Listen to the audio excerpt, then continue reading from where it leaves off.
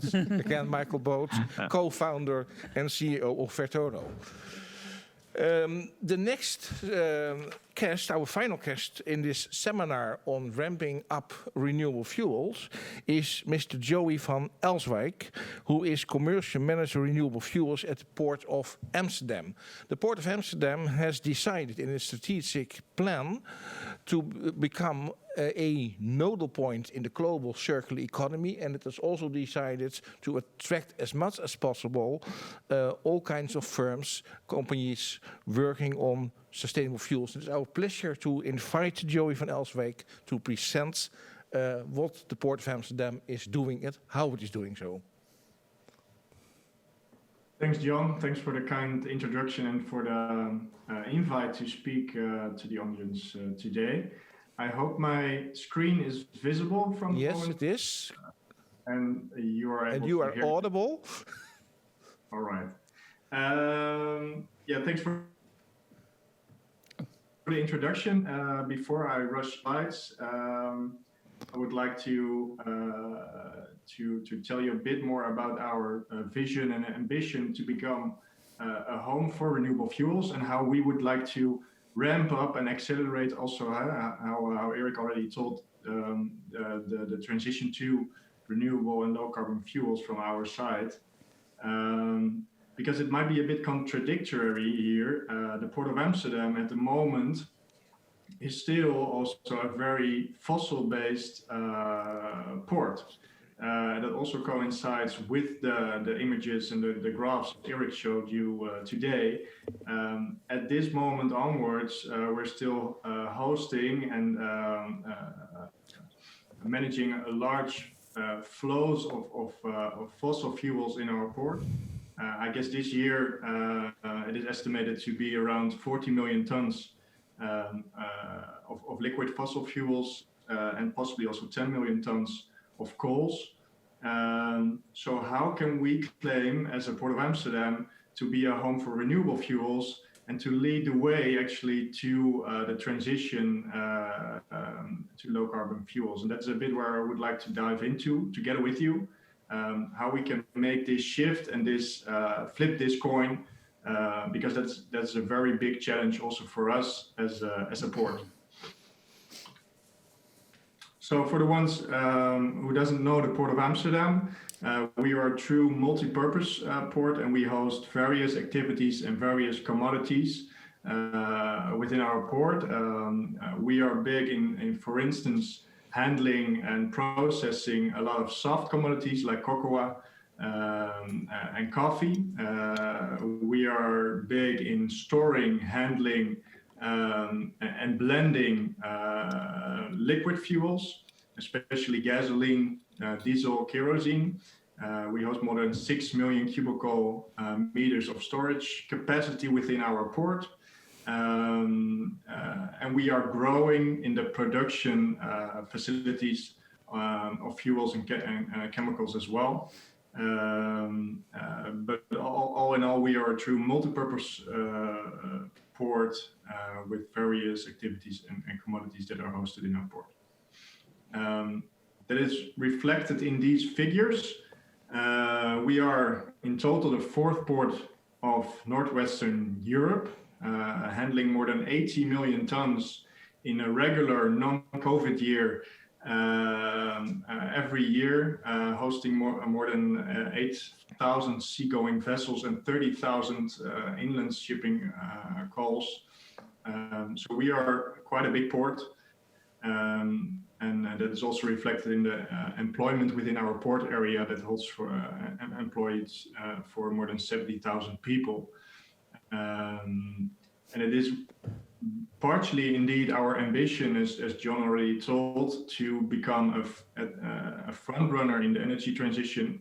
And it is partially reflected by this ambition to increase our share of non-fossil revenues to 65%, so more than 2/3 in 2025. And it was not so long ago that this coin was flipped the other way around, that we had more than 2/3 of our income based from fossil revenues still. So that is the challenge where we are up to. And we believe that there are very good conditions in our port and opportunities to make this growth and to increase our share and the production capacity for bio-based and renewable fuels. And I will explain you a bit what these conditions and opportunities are. Because think about all this major storage capacity that is present in our port.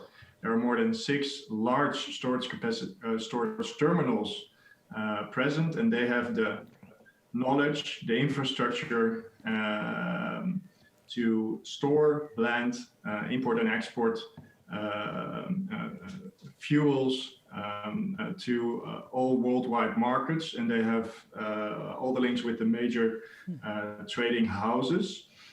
So when you're producing a biofuel or renewable fuel within the Port of Amsterdam, you are capable to export these fuels directly to more than 90% of the world market via these storage terminals. And there's also a synergy here because these storage terminals hold all the permits. They have the expertise to store vital products, to store these liquid fuels on site. So you don't have to worry yourself where to store the fuel or your end product, because it can be stored at these terminals itself. Secondly, they are also very eager to cooperate with producers of biofuels and renewable fuels, because they see the need that they also need to change. They need to find their way in the transition as well, and they also are able to find space to produce renewable fuels from their premises as well.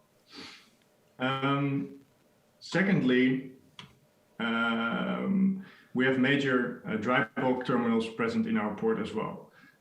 These dry bulk terminals used to handle a lot of coal, and they still do, especially in these times when gas is very expensive. But they are also transitioning to other types of commodities, and that can be very well a bio-based or waste type of feedstock for renewable fuel producers. So there's a second possible cooperation opportunity if you are a biofuel producer to also work together on a feedstock side with these major dry bulk terminals. And the third point I would like to stress out is the direct vicinity of certain end markets. So not only the maritime end market, of which Mike already addressed, we are not the size of a bunker port as Rotterdam is, but there are still a lot of bunkers also in the Port of Amsterdam. But we're also very close to the Schiphol area, and there is a direct pipeline from the Port of Amsterdam to the Schiphol area to supply fuels as well. And these conditions have been recognized by several companies already, which are producing at the moment renewable low carbon fuels and chemicals in the Port of Amsterdam. So we have several biodiesel factories from, for instance, Green Energy and Argent Energy. There are a couple of waste to energy plants from, of course, AEB, the large waste incinerator. They also have a bioenergy power plant, and there is Bioenergy Netherlands. And one of the new players is Noordsol. They are producing bioenergy together with Renewable and Shell within our port. And there is Advanced Methanol Amsterdam. And I will tell a bit more about this project later on, but all in all, these companies use more than 2,000 tons of bio-based and waste feedstock, and they produce already more than 500,000 tons of fuel and product capacity. But of course, we aim for more, and we need to accelerate. And that's why in our new strategy for 2025, we said that we want to guide the way in a transition to the sustainable society from a port perspective. And that's why we also said that we need to increase the production capacity of renewable fuels within our port for the coming 4 to 5 years already. And more in general, our strategy is needs to be reflected by the companies that are already located in the port. They need to create more sustainable processes of their current business. It also needs to be reflected by the new customers and clients we want to attract to the port. That needs to be sustainable, as well as the cargoes that are transshipped via our port as well.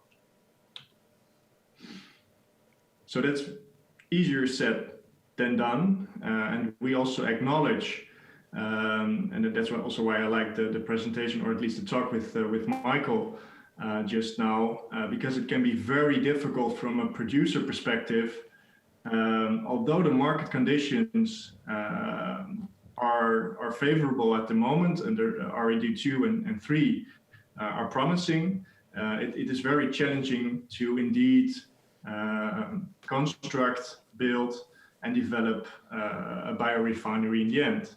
You need to get your offtake agreements, your feedstocks, your finance permits, and you need to deal with various stakeholders like the port. And that's why we said, okay, what can we do from our end to facilitate this whole process? And that's why we said, okay, our promise is to these type of companies that we make sure that there is dedicated space available within our port. We invest in the necessary infrastructure, and we bring all the parties together that are needed to make this a success. First of all, space, because space is scarce in ports, and especially in the Port of Amsterdam. There is not so much greenfield space still available, but because of the urgency and the necessity and the importance of this market, we said, okay, there are various plots that are dedicated and reserved for renewable fuels and chemical players, and no other activities are allowed and possible for the coming years at those type of plots. This is one of them. This is the biopark located in the center of the Port of Amsterdam. And it's not only a question of assigning physical space, but also all the other conditions needs to be favorable in order to create a new ecosystem, and it could look like this in the end. But these are the other conditions that are present at this plot specifically, and there are other plots as well. But it's not only land, there needs to be deep sea quay accessibility as well to getting your feedstock. There needs to be electricity capacity. We are developing also steam, CO2 and hydrogen infrastructure at the moment. And you can partner up directly with the liquid storage terminal just around the corner. And that's how we look at such a greenfield development area in the Port of Amsterdam. Besides the physical space, we also invest in infrastructure where we can and where there is a public function as well, because we think that it's very also close to where we are good at as a port authority, that is space and that is also infrastructure. So that's why we invest currently and investigate the possibilities to supply external heat from the waste incinerator of AEB to these plots, so that renewable fuel producers can make use of this external heat and also reduce their carbon intensity of their end product this way. As a port, we are eager to invest in these types of infrastructure. Hydrogen, that's maybe a bit more farther away in terms of timeline and planning, but we are already investigating together with Gasunie the connection to the national backbone to make sure that also Amsterdam and the North Sea Canal is well connected to this national backbone and hydrogen infrastructure. So that's one hydrogen project, but we also want to make sure that there is a low pressure distribution network within our port area connected to this backbone, and also connected to several hydrogen production plants within the vicinity of our port. And last but not least, it's already where we are working on for more than 100 years. That's the nautical infrastructure. And this is a picture of last week, because that is the new quay of the biopark that is currently being realized. And we make sure that these quays and this nautical infrastructure is already on par and state of the art and new for the new tenants to arrive. Last but not least, we want every new customer, and especially also the renewable fuel producers, to integrate as much as possible with the current ecosystem of clients and companies that are already present in our port. So we bring all the interesting parties together. We have the overview of what is all happening in the port and what companies are already present.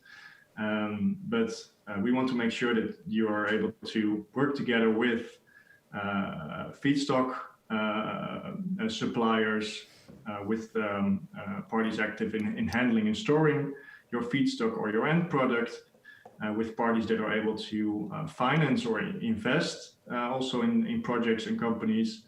And we want to make sure that all these players are present, and that a new tenant is fully integrated with the current ecosystem, because it makes life easier for a new producer, and it also creates a stronger ecosystem of these type of companies. So a couple of projects that are worthwhile to mention. I guess you already are familiar with the Noordsol project, which is the first bio-LNG production facility in the Netherlands, and one of the few yet also in Europe that is producing pure bio-LNG. They are working together with Renewable and Shell within the Port of Amsterdam, and they are already producing since last month, or since 2 months now, the first batches of bio-LNG. And there are possible future expansion possibilities for them as well. A second project is the Advanced Methanol Amsterdam facility that is currently being developed. They are producing methanol from household waste via gasification technique. And their ambition is to produce up to 90,000 tons of methanol. And they are a perfect example of how to integrate with the current ecosystem of companies, because they work together with the oil storage terminal of Zenit that are close just around the corner to store their product. And they're working together with Paro, which is a waste collection company, to collect their feedstock. And they're aiming to work together with also OCAP and AEB to supply energy as well. They're up for final investment decision very soon, and we hope that they are able to start construction in the beginning of next year. Last but not least, we're also working together with several partners on the first e-fuel projects within our port. That all depends also on the availability of hydrogen, so that's still a bit farther away than these former projects. But Synquero is one of the projects where we are participating in, and they aim to produce sustainable aviation fuel from a biogenic CO2 source and from renewable hydrogen within the Port of Amsterdam, up to a level of 50,000 tons. The planning is to be operational in 2027. So that was all from a production perspective. However, it's also crucial for a port to have the right infrastructure more downstream. There are opportunities and possibilities to supply LNG and hopefully in the future also bioenergy to vessels through, for instance, the bunker barges of Titan Energy. They are hosted within the Port of Amsterdam, and there are several locations where these bunker operations can take place. There are already 2 hydrogen filling stations in place in the Port of Amsterdam, one operated by Shell and one by Orange Gas. So we are also very excited that these facilities are already there. And we are expanding the facilities of shore power for both inland vessels as well as seagoing vessels within the port area. That is very challenging with also the availability of electricity. But we are expanding this infrastructure also for the coming 4 years in a rapid pace. And that's a bit of our story and how we would like and how we see our role to speed up the production of renewable fuels. And if there are any questions, I can answer them right now. Okay. Thank you very much, Joey van Elswijk, for a very clear and comprehensive presentation of the Port of Amsterdam strategy to become a really important place globally in the non-fossil fuel sector.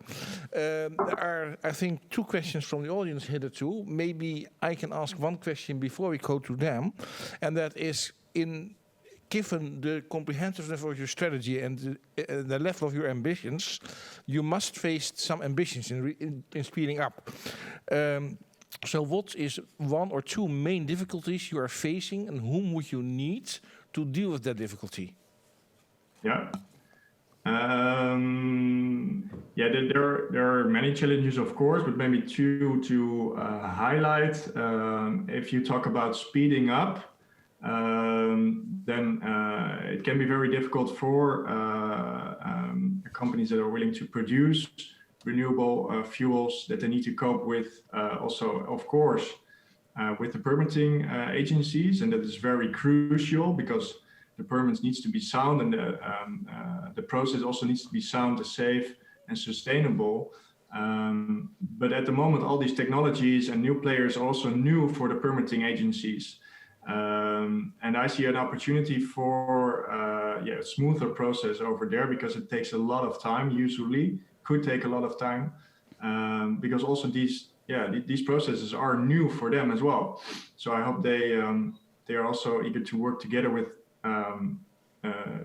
at least other national agencies, and that it doesn't necessarily is a local issue that is needed to be solved locally, but that the permitting agencies are working together also to increase the knowledge that is present within these agencies. Secondly, electricity. Electricity will be very scarce, and is already very scarce in the Netherlands as a whole, and especially the capacity of the infrastructure, of the electricity infrastructure in the Netherlands. So every industry, whether it's transport, industry, households, they all want and need to electrify, also for a certain part based on government ambitions, of course. But the electricity network is not capable at the moment to supply and take off the volumes that are necessary. We simply know that it's much more efficient to transport energy in the form of gas or a liquid than in the form of an electron. So this is also a bit of awareness that needs to be created at the policy level, that we cannot electrify everything because our electricity network, needs to be 10 times bigger as it is right now. And that's why we also need to look at the current infrastructure that is present for gas, Okay. for fuels, and make use of that infrastructure as well. Okay, thank you very much. Let us quickly turn with an eye on the clock to the questions from the audience. Loes. Well, the access to renewable electricity was indeed a question from the audience. However, I'll reframe it to, do you see a role for import of e-fuels for electricity in the by the port of Amsterdam? Yeah, as well, and that is one of the reasons why we look at it. It also has to do if you look at a worldwide scale where it is most efficient to produce energy, especially if you require loads of renewable electricity. So that's why we look together with our Port of Amsterdam International Department at corporations and partnerships over the world to also import, for example, hydrogen or hydrogen-related products. You hear a lot about hydrogen, but I would also say that it can be very reasonable and worthwhile to produce not only hydrogen, but also e-fuels already at different spots in the world where renewable electricity is simply much more available than it is in Northwestern Europe. So we anticipate on that, yeah. Okay, thank you. Next question, Loes. Well, I would say, Roberto, maybe you can contact Joey yourself for your question you've asked, and I think seeing the time that we... Yeah, no, we have time? Yes. Okay. Well, Roberto has a question. Have you any potential plant operators, partners lined up, apart from storage and logistical parties? There are. For example, Vattenfall, which is of course the operator of currently only the gas energy plant, but they are also expanding in terms of renewable fuel and chemical production. But also in the network of these oil storage terminals, there are also operators and potential developers of future fuel operations. Yes. Okay. Thank you very much, Joey van Elswijk, for a very clear presentation again and for your answers to the questions from the audience. Let me also thank already now, we are approaching the end of our seminar, Michael Boot from Ventoro Eindhoven and Alessandro Bartoloni from Fuels Europe for their contributions to this public seminar on ramping up renewable fuels, organized by the Dutch Platform for Renewable Fuels. And of course, Erik van der Heuvel